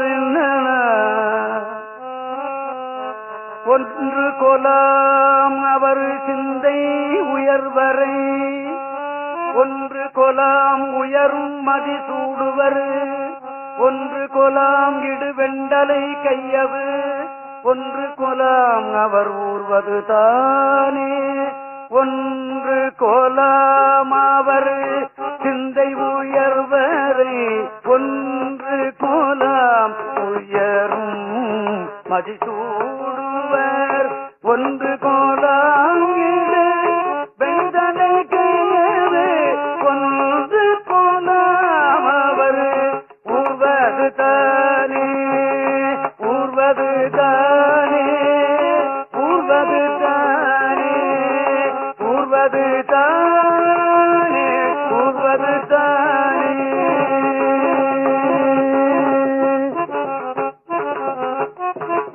இரண்டு கொலாம் இமையோர் தொழுபாதம், இரண்டு கொலாம் இலங்குங்குழை பெண்ணான், இரண்டு கொலாம் உருவஞ்சிறுமான் மழு, இரண்டு கொலாம் அவர் எய்தினதாமே, மூன்று கொலாம் அவர் கண்ணு கொலாவன, மூன்று குலாம் அவர் சூலத்தின் மயிலை, மூன்று குலாம் கணை கையதவில் நான், மூன்று குலாம் புறம் எய்தினதாமே, நாலு குலாம் அவர் தம்முகமாவன, நாலு குலாம் தனனும் முதற் தோற்றமும், நாலு குலாம் அவர் உறுதியின் பாதங்கள், நாலு குலாம் மறைபாடினதாமே, அஞ்சு குலாம் அவர் ஆடுரம் என்படும், அஞ்சு குலாம் அவர் வெல்புலனாவன, அஞ்சு குலாம் அவர் காயப்பட்டான்கனை, அஞ்சு குலாம் அவர் ஆடினதாமே, ஆறு குலாம் அவர் அங்கம் படைத்தன, ஆறு குலாம் அவர் தம்மகனார் முகம், ஆறு குலாம் அவர் தார்மிசை வண்டின்கால், ஆறு குலாம் சுவையாக்கினதாமே, ஏழு குலாம் அவர் ஊழி படைத்தன, ஏழு குலாம் அவர் கண்ட இருங்கடல், ஏழு குலாம் அவர் ஆளும் உலகங்கள், ஏழு குலாம் இசையாக்கினதாமே, எட்டு குலாம் அவர் ஈரில் பெருங்குணம், எட்டு குலாம் அவர் சூடும் இனமலர், எட்டு குலாம் அவர் தோழ்னையாவன, எட்டு குலாம் திசையாக்கினதாமே, ஒன்பது போலவர் வாசல் வகுத்தன, ஒன்பது போலவர் நூலிலை, ஒன்பது போலவர் கோல குளத்தை, ஒன்பது போலவர் வாருடன்தானே, பத்து குலாம் அவர் பாம்பின்கள் பாம்பின்பல், பத்து குலாம் எயிரும் நெறிந்துக்கன, பத்து குலாம் அவர் காயப்பட்டான் தலை, பத்து குலாம் அடியார் செய்கிறானே. அவன் பண்ண டபால் இந்த பையன் இட்டான் என்று பெரிய புராணம் சொல்லுகிறது. ஏங்கயா இந்த 10 பாட்டு இப்ப நீ சொன்னியே, இப்ப நீ பாடினா யாராவது செத்து போன நிச்சயமா படிக்க மாட்டோம். ஏன்? எனக்கு அந்த தகுதி கிடையாது. பாட்டு இருக்கு. இப்ப ராஜரத்னம் பிள்ளை ஊதுன நாயனம் இருக்கு. அத ஒருத்தன் ஊதுனா ராஜரத்னம் பிள்ளை போல இருக்குமா? நல்லா இருக்கு. ஏன்டா ஊதி தொலைக்கிறான்னு நினைக்கும் இல்லவா? ஊதுகிற பொறுத்து அது அல்லவா? ஆமா. அது போல பாட்டு இருக்கிறது. அந்த பாட்டுல இருக்கிற தெய்வீகத்தன்மை எனக்கு சேருமா? அந்த தெய்வீகத்தன்மை இருந்தா நான் இங்க உட்கார்ந்து இருக்கேன் இல்லையா? ஆமா. ஆனா அந்த பாட்டையாவது பாடக்கூடிய பிராப்தி எனக்கு இருக்கிறது. அதுவே சந்தோஷம் அல்லவா? ஆமா. இது விடந்தீர்த்த திருப்பதிகம் என்று தேவாரத்திலே காணப்படுகிறது. இது போல சம்பந்தருடைய திருப்பதிகத்திலே விடந்தீர்த்த திருப்பதிகம் என்று ஒன்று இருக்கிறது. நாம இந்த பதிகத்தை படிக்கிறதுனால நமக்கு என்ன தெரியும், என்ன கிடைக்கும் அப்படின்னு கேட்டா, பாம்பு கிடைச்சா இறந்து போறதுங்கிறது அப்புறம் பார்த்துக்குவோம். சாதாரணமாகவே நம்ம உடம்புல விஷ நீர்கள் இருக்கிறது இல்லையா? எல்லோருக்கும் இருக்கு. எனக்கு கொஞ்சம் கூட வச்சுட்டான் கடவுள், அவ்வளவுதான். இது போகணும்னு நான் நினைச்சேன்.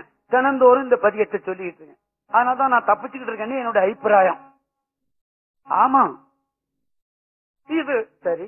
அதே மாதிரி திருஞான சம்பந்தருடைய தேவாரத்திலே விடந்தீர்த்த திருப்பதிகம் என்று ஒன்று இருக்கிறது. திருமருகல் என்ற கஷேத்திரத்திற்கு சென்றார் திருஞான சம்பந்தர். விடியற்கால வேளையிலே அந்த காலத்துல கோயில்லாம் திறந்திருந்திருக்கிறான் நம்ம நாட்டுல.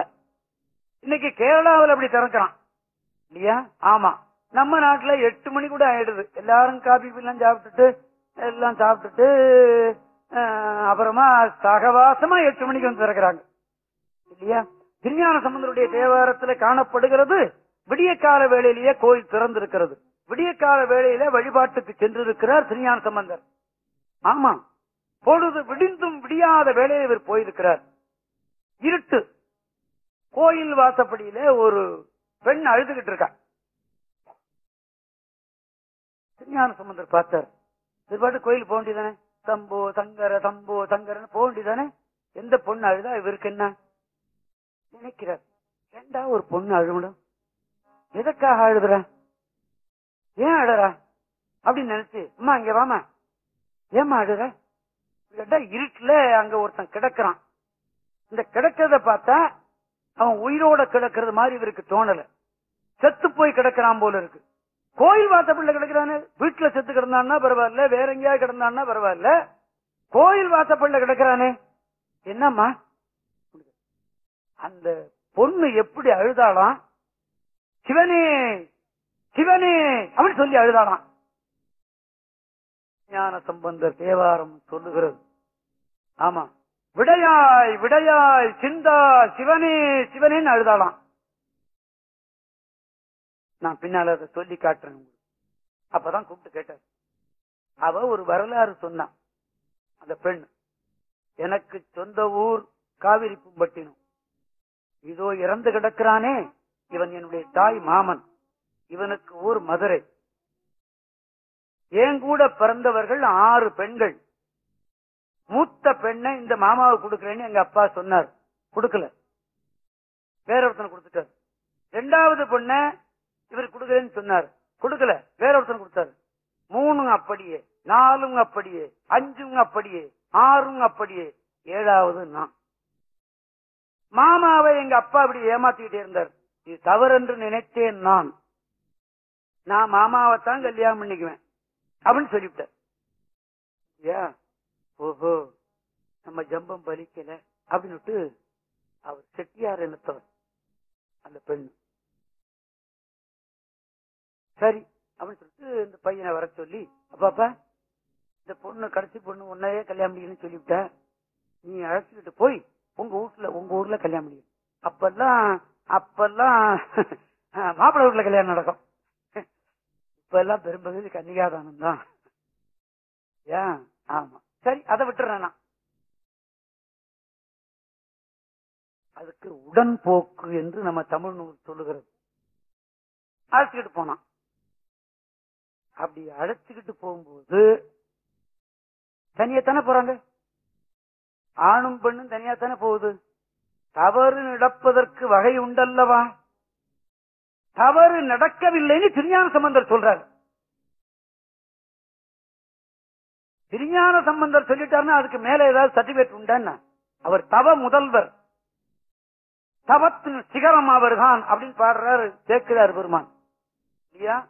சிவனடியே சிந்திக்கும் திருப்பெருகு சிவஞானம், பவமதனை அறமாற்றும் பாங்கினில் ஓங்கிய ஞானம், ஓமையிலா கலைஞானம், உணர்வறிய மெஞ்ஞானம், தவ முதல்வர் சம்பந்தர் தாம் உணர்ந்தார் அந்நிலை என்று சொல்லுவார் தெய்வ சேக்கிழார் பெருமான். இப்ப தவத்தின் சிகரத்தில் இருக்கிறவர் சொல்லுகிறார் இது இல்லையா? இங்கே வந்தேன், வரும்பொழுது இந்த கோயில் வாசப்படில படுத்திருந்தோம், தலைவிதி அவன் பாம்பு கடித்து இறந்தான். இந்த பக்கம் என்னுடைய தகப்பன் ஊர் எத்தனையோ மைலுக்கு அப்புறமா, இந்த பக்கம் என்னுடைய மாமன் ஊர் எத்தனையோ மைலுக்கு அப்புறமா, நிர்கதியாக கிடக்கிறேன் அப்படின்னு அழுதா. யா மாணிக்க வண்ணர் இருக்கிற ஊர்ல உனக்கு இப்படி நடந்து போச்சா, செய்யலாமா? சாமியை கேட்டார். இந்த கேள்வியை சாமியை கேட்டார். ஏப்பா உன் ஊர்ல உன்னுடைய திருப்பதியிலே ஒரு பெண் தங்கி இருந்தா, அவனை கல்யாணம் பண்ணிக்க போறவனை நீ இப்படி பாம்பு கடிச்சு இறக்க பண்ணிட்டிய, செய்யலாமா நீ அப்படி கேட்டுட்டார். பாட்டு இருக்கிறது, சடையா என்னுமால், சடையான்னு சொன்னாலும் அந்த பெண்ணு தேவாரத்தில் வருகிறது. சடையா எனும் சரண்ணி எனும் ஆள் விகுதி, சடையா எனும் சரண்ணி எனும் விடையா எனும் வெறுவா விழும் மடையார் குவளை மலரும் மருகல் உடையாய் தகுமோ இவள் உன்னெளிவே, செய்யலாமா இது தகுமா உனக்கு அப்படின்னு கேட்கிறார். சிந்தா எனுமால் சிவனே எனுமால், பாத்தீங்களா? சிந்தா எனும் ஆள், சிவனே எனும் ஆள், முந்தா எனும் ஆள், முதல்வா எனும் ஆள், கொந்தார் குவளை குலமும் மருகல் எந்தாய் தகுமோ இவளே சரவே, அறையார் கடலும் அடல்வாய் அறவும் பிறையார் தடையும் உடையாய் பெரிய மறையார் மருகல் மகிழ்வாய் இவளை இறையார் வளை கொண்டெழுவினையே, ஒலிநீர் தடையிற் கறந்தாய் உலகம் பரிநீர் திரிவாய் பழியில் புகழாய், மலிநீர் மருகல் மகிழ்வாய் இவளை மெடிநீர் மயலாக்கும் வேண்டினையே, துணி நீல வண்ணம் முகில் தோன்றி என்ன மணிநீல கண்டம் உடையாய் மருகல் கனிநீல வண்டார் குடலால் இவள் தன் அணிநீல உண்கண் அயர்வாக்கினையே, பலரும் வரவப்படுவாய் தடைமேல் மலரும் பிறையொன்றுடையாய் மருகல் புலரும் தனையும் துயிலால் புடை போந்து அலரும் படுமோடியா அழிவளே. இதுதான் இப்ப தன்னை கல்யாணம் பண்ணிக்க வரவன் தானே இந்த தாய் மாமன் தானே, செத்து போயிட்டான் அல்லவா, செத்து போயிட்டான் அல்லவா, அப்ப உயிர் இல்லையே, அவன் மேல விழுந்து அழுதிருக்கலாம் அல்லவா, இவ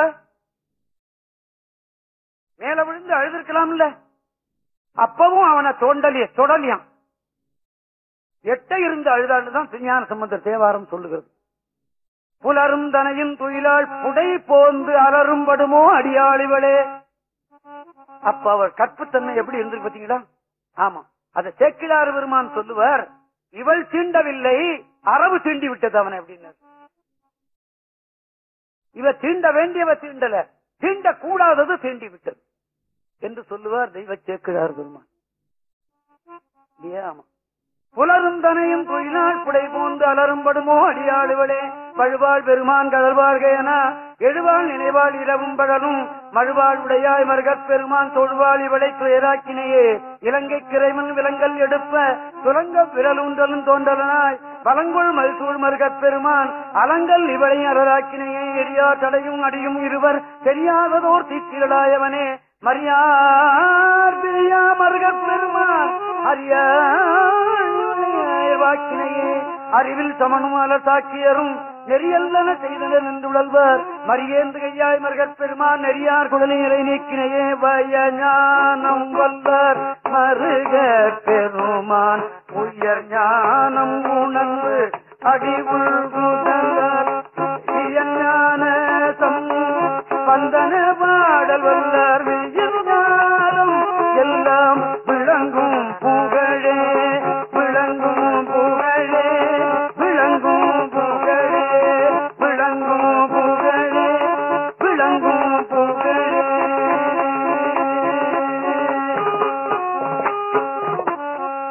இந்த திருப்பதிகமும் அந்த ஒன்றுகொலாம் திருப்பதிகமும் இதை தினந்தோறும் ஒருவர் ஓதிக்கொண்டிருந்தால் அவர்கள் உடம்புல இருக்கிற இந்த விஷ நீர் குறையும் என்று பெரியவர்களுடைய எண்ணம். இன்னொன்னு, இந்த கல்யாணம் அப்படிங்கிறது சில பேருக்கு சர்வசாதாரணமா நடந்துரும், சில பேருக்கு ரொம்ப கஷ்டம். எத்தனை பொண்ணு பார்த்தாலும் கல்யாணம் ஆகாது, எத்தனை பிள்ளை பார்த்தாலும் கல்யாணம் ஆகாது, ஏதாவது ஒண்ணு தட்டி விட்டுக்கிட்டே இருக்கும் இல்லையா? அவர்கள் ஆணா இருந்தாலும் பெண்ணா இருந்தாலும் இந்த சடையா எனுமால் தேவாரத்தை படித்தால் கல்யாணம் ஆகும் என்று சொல்லுகிறார்கள். இன்னொன்னு, திருஞான சம்பந்தர் என்ன சொல்றார், இந்த 10 பாட்டையும் யார் ஒருவன் பாடுகிறானோ அவனுடைய புகழ் இந்த உலகமெல்லாம் பரவும் அப்படின்னு எழுதியிருக்கிறார். அது என்ன பொறுத்தளவுல ஓரளவுக்கு சரி அப்படின்னு நான் நினைக்கிறேன். ஆமா, நான் தேவாரம் எப்போதுமே எனக்குன்னு படிப்பேன். நான் காசுக்கும் படிப்பேன், கடவுளுக்கும் படிப்பேன், எனக்குன்னு படிப்பேன். நான் திருஞான சம்பந்தர் தேவாரத்தை எத்தனை தடவை திருப்பி திருப்பி திருப்பி படிச்சிருக்கேன்னு கணக்கு எழுதி வச்சிருக்கேன். ஒரு நாட்டுக்கோட செட்டியார் அப்படி எழுதி வைப்பாருன்னு கேள்விப்பட்டேன். அன்னையில இருந்து நானும் எழுதி வைக்க ஆரம்பிச்சேன். நாட்டுக்கோட செட்டியார்கள் எல்லாத்திலையும் கணக்கு கெட்டியார்கள். ஆமா, 111 ரூபாய் கொடுக்கணும்னு சொன்னா 112 ரூபாய் கொடுத்துட மாட்டாரு எல்கே முத்து. கரெக்டா எப்படியாவது இல்ல 1 ரூபாயா கொடுத்துதான் தருவார். அந்த கணக்கு வேற ஒண்ணும் இல்லை, தப்புன்னு சொல்லல, கணக்கு. அப்படி ஒரு நாட்டுக்கோட செட்டியார் எழுதி வச்சுக்கிட்டு இருந்தாராம், நான் இத்தனை பதிகம் படிச்சேன் அப்படின்னு எழுதி வைப்பாராம். இதை கேள்விப்பட்டதுல இருந்து நானும் எழுதி வைக்க ஆரம்பிச்சேன். இப்போ என்னட்டு என் வீட்டுல இருக்கிற தேவாரத்தை எடுத்து பாத்தீங்கன்னா திருஞான சம்பந்த தேவாரத்தை எத்தனை தடவை நான் படித்திருக்கிறேன், திருநாவுக்கரசு தேவாரத்தை எத்தனை தடவை படித்திருக்கிறேன், சுந்தர தேவாரத்தை எத்தனை படிச்சிருக்கிறேன் அப்படி எழுதி வச்சிருக்கேன். இது யாருக்காவது காட்டுறதுக்கா? கிடையாது, எனக்கே தெரிஞ்சுக்கிறதுக்கு. அவ்வளவுதான், வேற ஒண்ணும் இல்லை. இப்படி பாடினால் உன்னுடைய புகழ் இந்த உலகமெல்லாம் வரும் அப்படின்னு எழுதி வைக்கிறார் திருஞான சம்பந்தர். பயஞானம் வல்ல மருகப் பெருமான் உயர்ஞானம் உணர்ந்தடி உள்குதலால் இயஞ்ஞான சம்பந்தன பாடல் வல்லார் வியஞ்ஞானம் எல்லாம் விளங்கும் புகழ். நான் அப்படி படிச்சுக்கிட்டே இருந்தேன். அமெரிக்காவில கூட என்ன தெரிஞ்சுக்கிட்டு இருக்காங்க, சவுத் ஆப்பிரிக்காவில சரி, சிங்கப்பூர்லயும் சரி. நான் அங்கெல்லாம் நான் போல என்னுடைய கேசட் போயிடுச்சு. அமெரிக்காவில இருந்து ஒருத்தர் வந்து அமெரிக்காவில இருந்து 200 கேசட் வச்சுக்க நீங்க வந்து ஒரு வீடியோ கேசட் எடுத்துட்டு போனார் போன மாசம். நம்ம புகழ் உலகம் எல்லாம் வந்துருச்சுன்னு எனக்கு சிண்டு விரைச்சு போல. தேவாரம் இந்த அளவுக்கு போயிருக்கிறதே, ஆஹா சந்தோஷம் இல்லையா? அதை பாடுவதற்கு என்ன ஒருத்தன் கருவியாக ஆக்கி கொண்டானே தவிர தேவாரம் பாடுவதற்கு எனக்கு தகுதி கிடையாது, அதை தொடுவதற்கு எனக்கு தகுதி கிடையாது. அது ஒரு நெருப்பு, ஏதோ தொட்டு விட்டேன் அவ்வளவுதான். ஆக திருஞான சம்பந்தர் இந்த தேவாரத்தை பாடுவான அவன் பிழைத்துக் கொண்டான் என்று வரலாறு இருக்கிறது. பிழைக்கவில்லை என்று நாம இன்னும் ஒரு வரலாறு நாம எழுதி அது கேட்கணும் எல்லாரும் இல்லையா? அந்த பையனும் மூத்த திருநாவுக்கரசும் பிழைத்துக் கொண்டான், இந்த வணிகனும் எழுத்து விட்டான். இந்த வணிகனை எழுச்சிட்டு வருமா, நீ அவளை அழைச்சிட்டு போய் திருமணம் செய்து கொண்டு ஆசீர்வாதம் பண்ணி அனுப்பினார். அந்த புண்ணியத்தை அந்த செட்டி பையனும் இந்த செட்டி பெண்ணும் செய்திருக்கிறார். திருஞான சம்பந்தரை தரிசனம் பண்ற அளவுக்கு ஆசீர்வாதம் பெறுகிற அளவுக்கு அவங்க புண்ணியம் செய்திருக்கிறார்கள். அவ்வளவுதான் என்பது நாம எண்ணிக்கொள்ளணும். அதே மாதிரிதான் திருநாவுக்கரசர் பாடின அந்த பையன் எழுந்திருச்சான். எந்திரிச்ச உடனே அந்த திருப்படனத்துக்கு ஒரு பதியம் பாடுறார் நாவுக்கரசர். அதுல சொல்றார், சிவனுடைய திருவடி இந்த அப்பூதி அடிகளுடைய தலையில இருக்கிறது அப்படின்னு எழுதியிருக்கிறார். வஞ்சித்தின் வளை கவர்ந்தான் வாரானே ஆயிடும் பஞ்சிக்காற்றிரகன்னும் பறந்தார்க்கும் படனத்தான் அஞ்சிப் போய் களிமெலிய அழலோம்பும் அப்பூதே குஞ்சிப்பூவாய் தேவடியாய் கோடியையே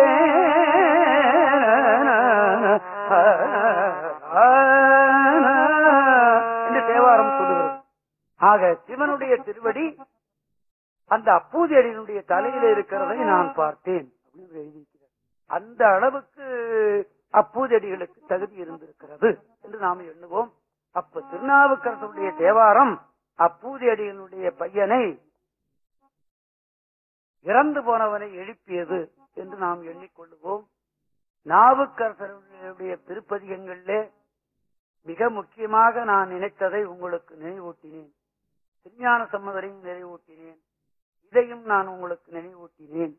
அடுத்தது சுந்தரரில் இருந்து சில பகுதிகள் நான் உங்களுக்கு நினைவூட்டலாம் என்று எண்ணி இருக்கிறேன். சுந்தரமூர்த்தி சுவாமிகள் ஒரு நாள் திருக்கைலாயத்துல சிவன் தன்னுடைய திருவுருவத்தை ஒரு கண்ணாடியில பார்த்தான். அப்பெல்லாம் கண்ணாடி கிடையாது. இந்த உலோகத்தை நல்லா தீட்டி வச்சாங்கன்னா அதுல உருவம் தெரியும். இப்ப பாத்தீங்கன்னா எவர் சில்வர் நல்ல வெள்ளி பாத்திரத்துல பாத்தீங்கன்னா நம்ம உருவம் தெரியும் இல்லையா? அந்த மாதிரி பார்த்தாரு அவர். பார்த்த உடனே அந்த உருவம் சுந்தரமா இருந்தது. குனித்த பூர்வம், கொவ்வை செவ்வாய் சிரிப்பு, பனித்த கடையும், பவளம் போல் மீனியில் பால் வெந்நீரும், இனித்தம் உடைய எடுத்த பொற்பாதமும் அப்படின்னு வருது அல்லவா? இந்த உருவத்தை பார்த்த உடனே அழகா இருந்தது. சுந்தரம் இறங்கி வா அப்படின்னாரு. இறங்கி வந்தது. அதுதான் சுந்தரர். இறங்கி வந்த உருவம் தான் சுந்தரர். சரி, அவருக்கு ஏதாவது வேலை, அந்த உருவத்துக்கு வேலை கொடுக்கணும்ல. தினந்தோறும் என்னுடைய பூசைக்கு போய் மலர் கொய்துகிட்டு வா அப்படின்ட்டு போய் மலர் கொய்து வர்றது, ஆண்டவன் கிட்டயே இந்த திருநீறு வச்சு தாங்கிட்டு இருக்கிறது. இது ரெண்டும் அவருக்கு தொழில். யாருக்கு? ஒரு பேர் சுந்தரம்னு பேர். இந்த திருப்பார்கடலை கடைந்தார்கள். தேவர்கள் எல்லாத்தையும் எடுத்துக்கிட்டாங்க. மிச்சம் விஷம் யாரும் எடுத்துக்க முடியல இல்லையா? ஆமா, அத திருவாசகம் சொல்லுகிறது. கோலாலமாகி குறைகடல்வாய் அந்தெழுந்த ஆலாலம் உண்டான் அவன் சதுர்தான் என்னேடி ஆலாலம் உண்டிலெனேல் அன்று அயன்மால் உள்ளிட்ட மேலாய தேவரெல்லாம் வீடுவர்கான் சாழலும் என்பது திருவாசகம். என்ன அர்த்தம்? அவன் அந்த விஷத்தை சாப்பிடாவிட்டால் பிரம்மனும் போயிருப்பான், திருமாலும் திருமாலும் பிரம்மனுமே போயிட்டான்னா அப்புறம் தர்மபுர சாமிநாதங்க, அப்புறம் நீங்க எங்க? சதர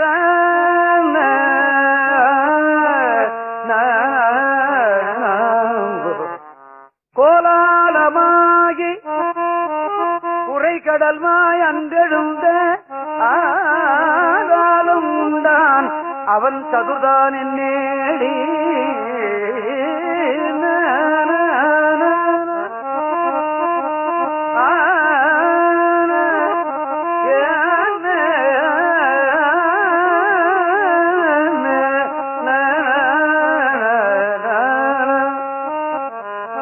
கோலாலமாகி குறைகடல்வாய் அங்கெழுந்த ஆலாலம் உண்டான் அவன் சதுர்தான் என்னேடி ஆலாலம் உண்டிலனேல் அன்று அயன்மால் உள்ளிட்ட மேலாய தேவரெல்லாம் விடுவர் காண் சாழலோ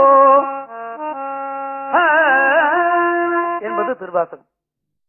அவ்வளவு கொடுமை. அதுக்கு ஆலம் கொடுமை உள்ளது. அதனை எரிக்கக்கூடியது இது. அதனால்தான் ஆலாலம்னு இருக்குது. அதனை போய் எடுத்துக்கிட்டு வாடா அப்படின்னு சொல்லிட்டாராம் சிவன். முதல்ல அவருக்கு சுந்தரம்னு பேரு. திருமாலும் பிரமும் எரிந்து செத்து போடுவ கூடக்கூடிய அந்த கொடுமையான விஷத்தை போய் எடுத்துட்டு வர சொன்னார். இவர் போய் எடுத்துட்டு வந்தார். யாரு? சுந்தரம். அன்னை இருந்தவருக்கு ஆளால சுந்தரம்னு பேரு என்று வருகிறது. இவர் தினந்தோறும் நந்தவனத்துல போய் பூ பறிக்க போவார். அம்பிகைக்கு 2 ஊழியர்கள், அனிந்தின்னு ஒரு பெண்ணு, கமலின்னு ஒரு பெண்ணு. இந்த 3 பேரும் நந்தவனத்துக்கு போனார். அந்த 2 பெண்களையும் பார்த்து இந்த சுந்தரர் விருப்பப்பட்டார். விருப்பப்பட்டது தவறுன்னு நீங்க நினைக்கிறீங்கல்ல? இல்ல, ஆமா, விருப்பப்பட்டது தவறுன்னு சுந்தரர் நினைத்தார். திருப்பிட்டு போயிட்டார். விருப்பப்பட்டார், திருப்பிட்டார். அதே போல இந்த பெண்களும் அவரை பார்த்து விருப்பப்பட்டாங்க. 2 பேரும் தவறு நீங்க நினைக்கிறீங்கல்ல, அந்த பெண்களும் தவறுனா நினைச்சாங்க. ஆண்டவனும் தவறுன்னு தான் நினைச்சான்.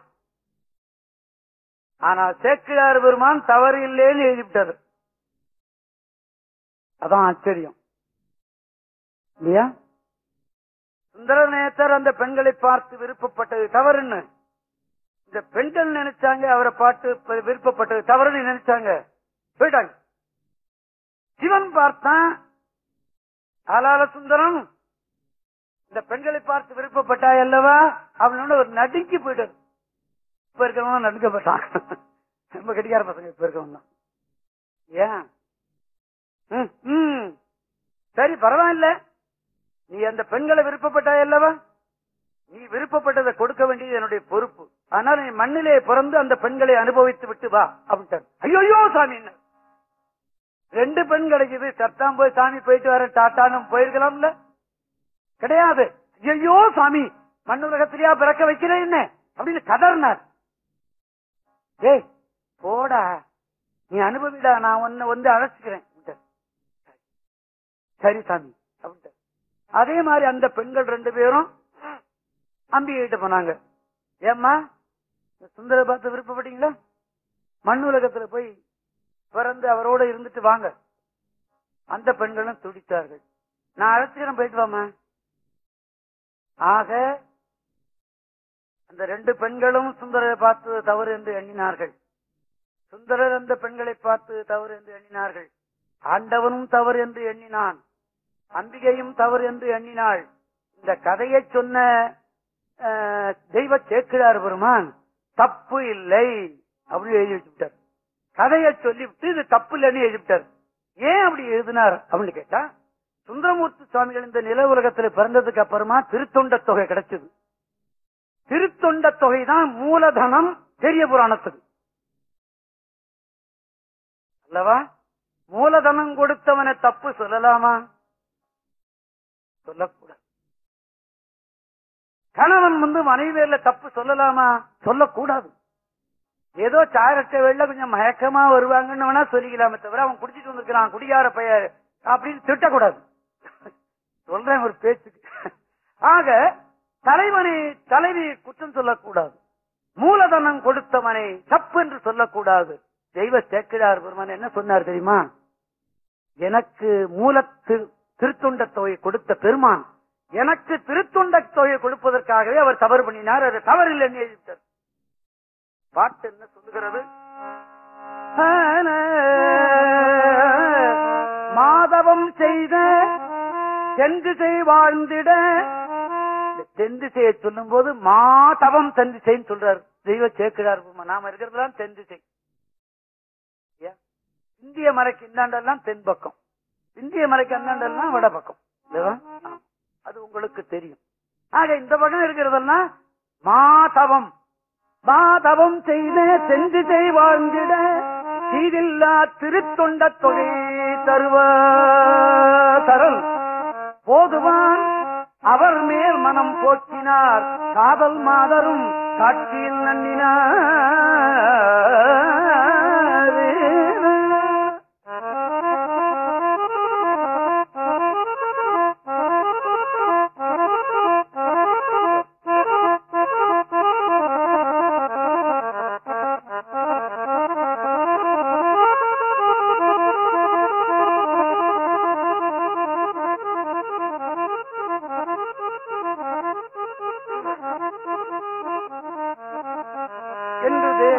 சேக்கிழார் பெருமான் சொல்லுவார்.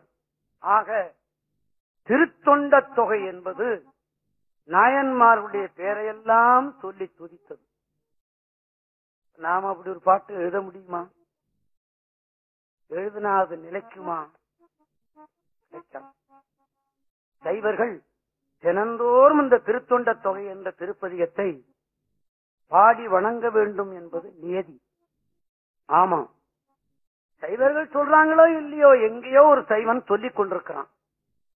நான் இன்னைக்கு காலையில 4 மணிக்கு அதை சொன்னேன். நான் சொல்லாத நாளே கிடையாது. பஞ்சாட்சரம் 1008 சொல்லாத நாளே கிடையாது. கோயில்ல போய் நான் பாடாத நாளே கிடையாது. உனக்கு வேலை இல்லைன்னு நினைக்கிறீங்களா? கடவுளே கடவுள். நீ காலையில 6 to 7 வரைக்கும் ஒருத்தர் பாடிவிட்டு